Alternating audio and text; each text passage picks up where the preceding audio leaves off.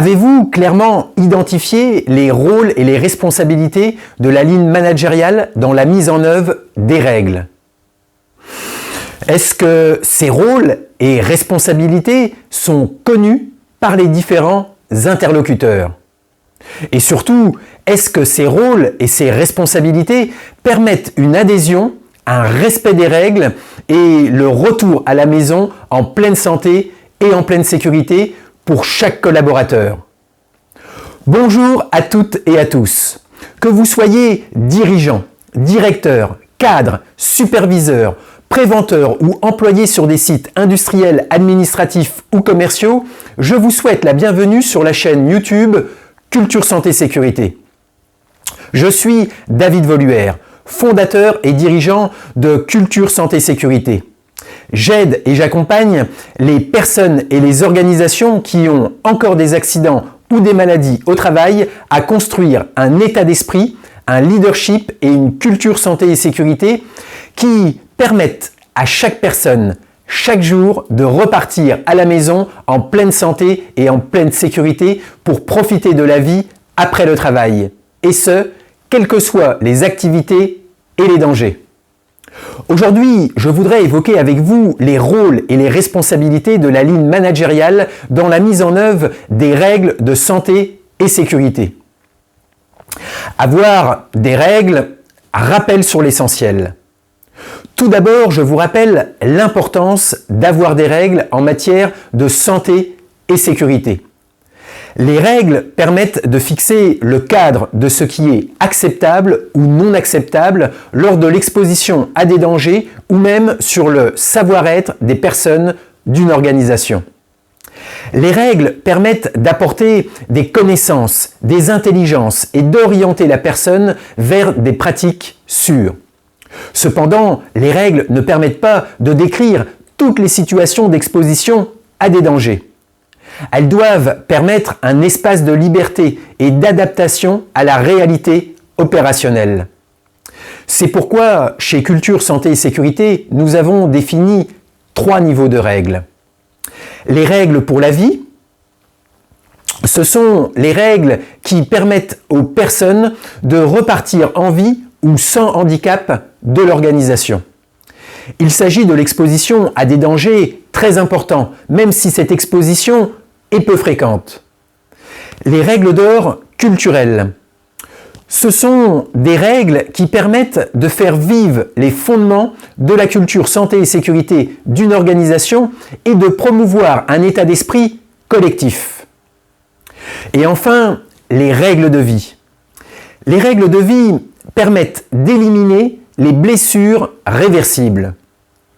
Elles permettent de maîtriser les dangers les plus fréquents. Les différents rôles dans l'organisation. Une organisation est un groupe social formé d'individus en interaction ayant un but collectif. Pour fonctionner, l'organisation a besoin d'une structure. Aujourd'hui encore, une grande majorité des organisations sont structurées en forme pyramidale, même s'il existe d'autres modes de structure comme les structures matricielles, les structures projets ou encore les structures en réseau ou virtuelles.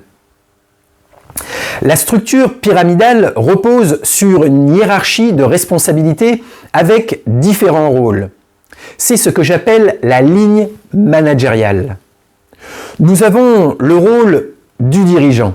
Le dirigeant gère, dirige et dispose de pouvoirs formels qui lui sont donnés par la loi ou par des dispositions internes. C'est une personne qui a des moyens d'action dans la limite de son niveau de responsabilité. Il décide de l'attribution et de la répartition de ses moyens en fonction des choix qu'il pense utiles et nécessaires pour permettre à l'organisation d'atteindre ses objectifs. Nous avons le rôle du responsable de service. Le responsable de service est généralement à la tête d'une ou plusieurs unités opérationnelles ou fonctionnelles et s'assure de leur fonctionnement. Il a des ressources souvent limitées au fonctionnement optimal de son département et s'assure de créer et de maintenir un climat basé sur l'harmonie et la coopération entre les individus. Nous avons le rôle du manager de proximité. Le manager de proximité s'assure au quotidien de l'animation et de l'encadrement d'une ou plusieurs équipes placées sous sa responsabilité. Il organise et planifie l'activité et en réalise un suivi régulier afin d'atteindre opérationnellement les objectifs de son unité. Il joue également un rôle de maintien et de développement des collaborateurs, comme la formation, les évaluations et l'accompagnement des personnes. Nous avons le rôle des opérateurs. L'opérateur est une personne qui exécute des opérations déterminées. L'opérateur, contrairement aux autres rôles, est directement exposé aux dangers de l'activité. C'est lui qui peut payer cash toute erreur durant l'exposition au danger. Chaque rôle dans l'organisation est essentiel à son fonctionnement. Chaque rôle apporte une valeur ajoutée spécifique qui est fonction du niveau de compétence ou de savoir-faire ou de savoir-être de la personne. Les responsabilités en matière de santé et de sécurité de la ligne managériale. Voyons le rôle du dirigeant. Le dirigeant s'assure de la mise à disposition des ressources et des moyens nécessaires à la mise en œuvre des règles. Il est aussi le garant de l'application des règles pour son organisation et peut avoir une responsabilité externe en cas d'accident majeur. Il est informé des événements à haut potentiel de gravité et s'assure que des actions sont diligentées pour leur maîtrise. Un événement à haut potentiel de gravité, c'est la remontée d'une situation ou d'un comportement dangereux qui aurait pu entraîner des conséquences graves pour un ou plusieurs opérateurs. Le dirigeant focalise donc son attention sur les règles pour la vie et les règles d'or culturelles. Les règles pour la vie concernent les dangers qui peuvent entraîner la mort ou des séquelles irréversibles. Il s'agit notamment des travaux en hauteur, de la consignation des énergies, des atmosphères explosibles ou confinées, avec des risques d'asphyxie ou d'intoxication, le levage de charges lourdes, la circulation des engins et des véhicules, de l'ensevelissement, de la noyade et des fouilles, de la coactivité et de la gestion du changement. Les règles d'or culturelles permettent de faire vivre les fondements de la culture santé et sécurité d'une organisation et de promouvoir un état d'esprit collectif. Il s'agit essentiellement de l'intolérance aux situations et aux comportements à risque pour la vie, avec la motivation progressive et juste associée. Il s'agit aussi des interactions collectives efficaces et la coopération, la promotion des signaux faibles, l'intégration de la sécurité dans toutes les décisions à tous les niveaux, à chaque instant, la maîtrise durable par la technologie, le management opérationnel et le potentiel humain. Voyons maintenant le rôle du responsable de service. Le responsable de service est chargé de la mise en œuvre sur le terrain des règles pour son département. Il évalue et gère les risques de son département et demande les ressources et les moyens nécessaires pour une bonne application des règles. Il traite en boucle courte les situations et les événements à potentiel de gravité intermédiaire. Il s'assure par divers moyens de l'application et du respect des règles avec des audits, des dialogues positifs, des recadrages, des reconnaissances ou des sanctions progressives. Il focalise son attention sur les règles pour la vie, les règles d'or culturelles et aussi les règles de vie. Passons au rôle du manager de proximité. Le manager de proximité s'assure que les règles pour la vie et les règles de vie sont connues, applicables et appliquées. Si les règles pour la vie permettent aux personnes de repartir en vie à la maison, les règles de vie permettent d'éliminer les blessures réversibles. Chez Culture, Santé et Sécurité, nous avons défini 6 catégories de règles de vie. Réfléchir avant d'agir et agir avec prudence. Porter les équipements de protection individuelle. Tenir la rampe et emprunter les passages piétons. L'ordre, le rangement et la propreté. Les échauffements en début de poste et les étirements en fin de poste. La bonne gestuelle aussi.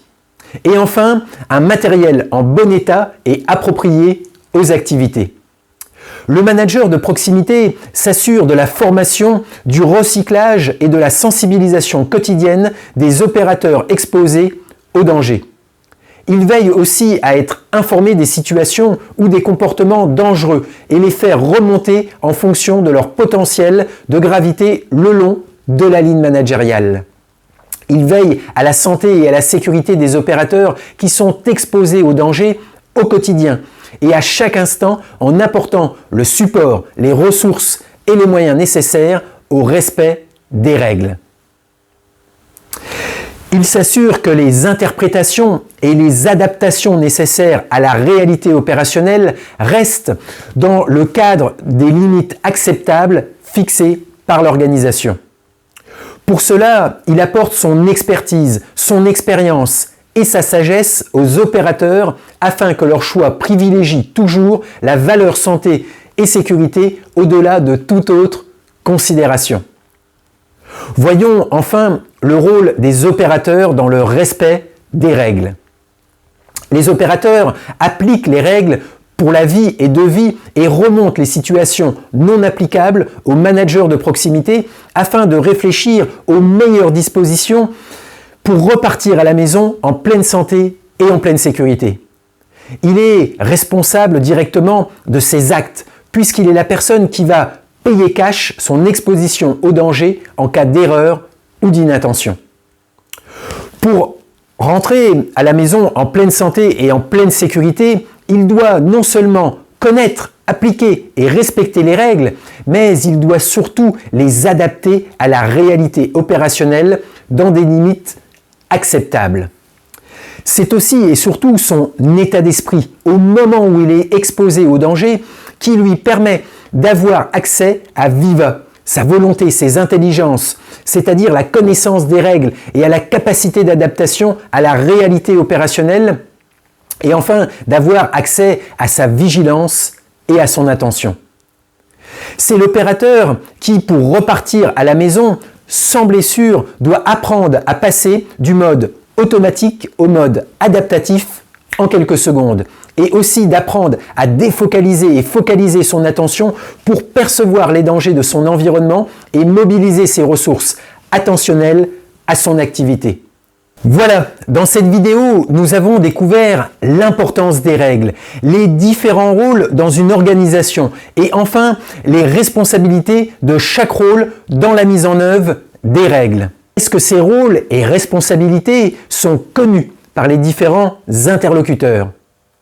Et surtout, est-ce que ces rôles et ces responsabilités permettent une adhésion, un respect des règles et le retour à la maison en pleine santé et en pleine sécurité pour chaque collaborateur et chaque jour? Je reste bien évidemment à votre disposition pour vous aider et vous accompagner à donner du sens à votre vision santé et sécurité. Si vous avez aimé cette vidéo, je vous invite à la partager avec vos proches, avec vos collègues, à la liker. Je serai bien évidemment heureux d'avoir vos retours et vos partages dans les commentaires. Pensez à vous abonner ou à recommander la chaîne Culture Santé et Sécurité, je vous réserve de nombreuses surprises. Je vous souhaite tout le meilleur, soyez prudents et prudentes, prenez bien soin de vous, de votre famille et de vos collègues. À très bientôt.